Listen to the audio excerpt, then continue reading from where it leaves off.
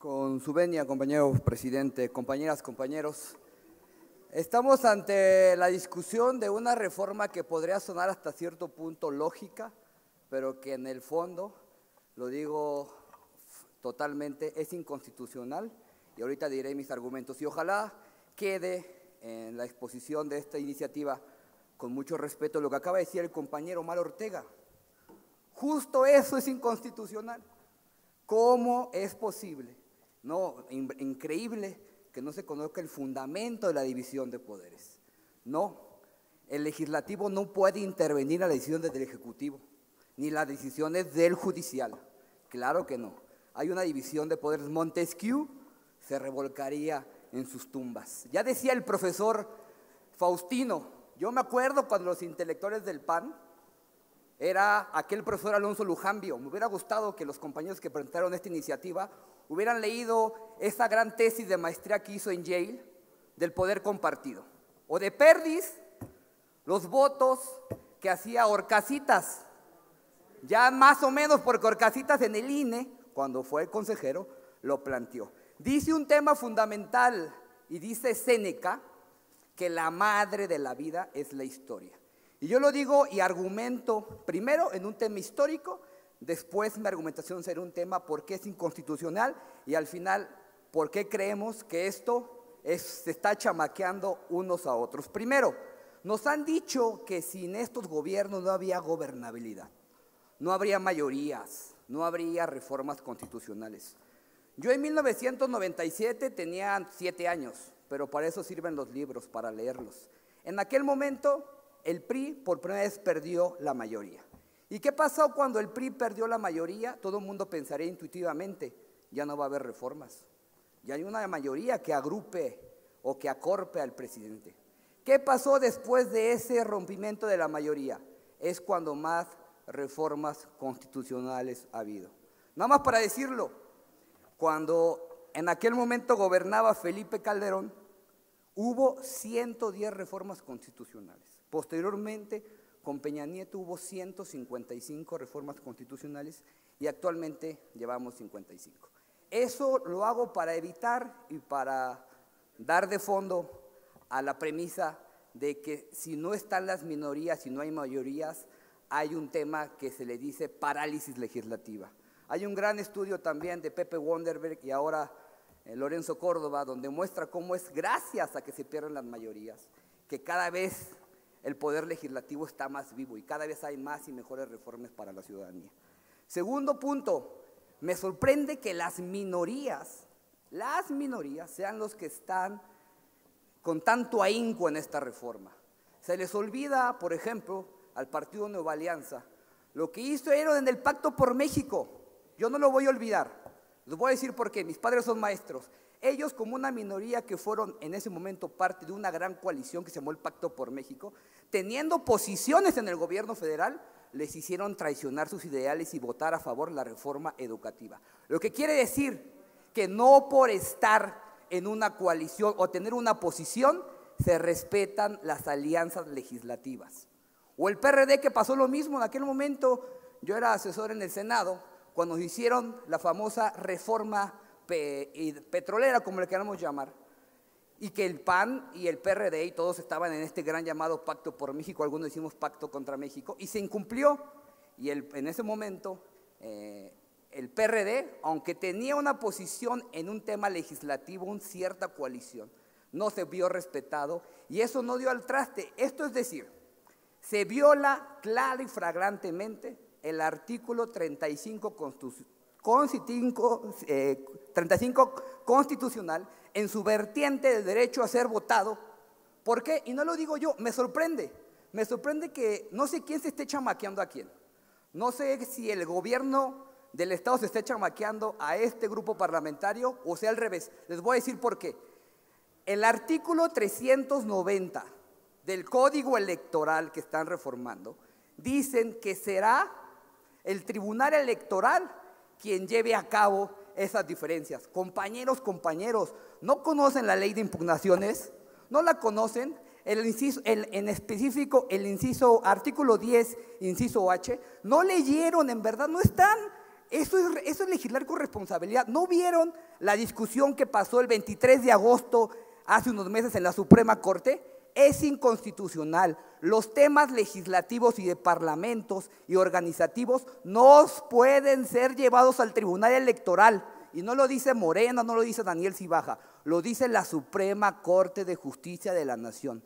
Por 10 votos a favor, solamente un voto en contra. 23 de agosto del 2022. Es decir, cuando estos partidos, que entiendo sus incentivos legislativos y políticos, hay que decirlos, quieran decirle, no me respetaste tal posición, no van a tener una forma de hacer válido ese tema, compañeros. Artículo 390, inclusive le pido a la mesa, por favor, diputado Enrique Jacob, si puede leer, por favor, le pido a la mesa, en mis atribuciones, si se lee la ley general de impugnaciones, artículo 10, el inciso H, por favor, si me lo pueden leer, por favor, si es tan amable. O si no, o yo lo leo, permítanme.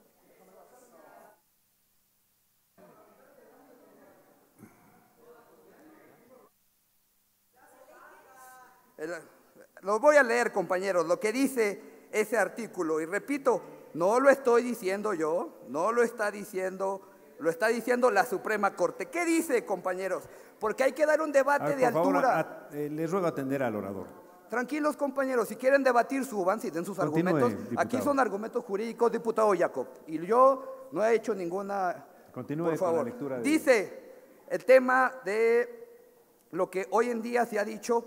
Ustedes dice, cuando se pretende impugnar cualquier tipo de acto parlamentario del Congreso de la Unión, su comisión permanente o cualquiera de sus cámaras y entidades, emitidos por sus órganos de gobierno, como los concernientes a su integración, organización, funcionamiento internos de sus órganos y comisiones legislativas, estos no pueden ser vistos por el Tribunal Electoral ni por el derecho electoral.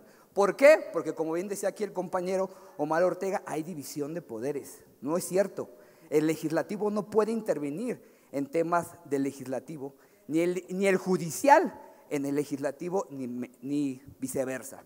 Es decir, es claro y concreto. Por eso digo, no sé quién se esté tratando de engañar a quién, si no se dieron cuenta de ese artículo. Y repito, no lo digo yo, ahí está, es la controversia constitucional 62-2022. 23 de agosto del 2022 se discutió en la Suprema Corte. Entonces, al final, compañeros, entendemos que haya incentivos para hacer este tipo de alianzas. Entendemos que es un momento político electoral de nuestro Estado, y repito, es válido, porque la democracia sí es. Yo no vengo aquí a descalificar, como lo hacen algunos otros de la derecha, a descalificar y dar argumentos ad hominem. Nuestro principal objetivo, compañeros, es legislar en beneficio de todos, y esto se está violando la principal ley. Yo no soy abogado, pero me acuerdo que en civismo me enseñaron que la ley tiene una premisa básica: la ley debe ser general. La ley no puede estar hecha a la medida de nada. La ley debe ser general.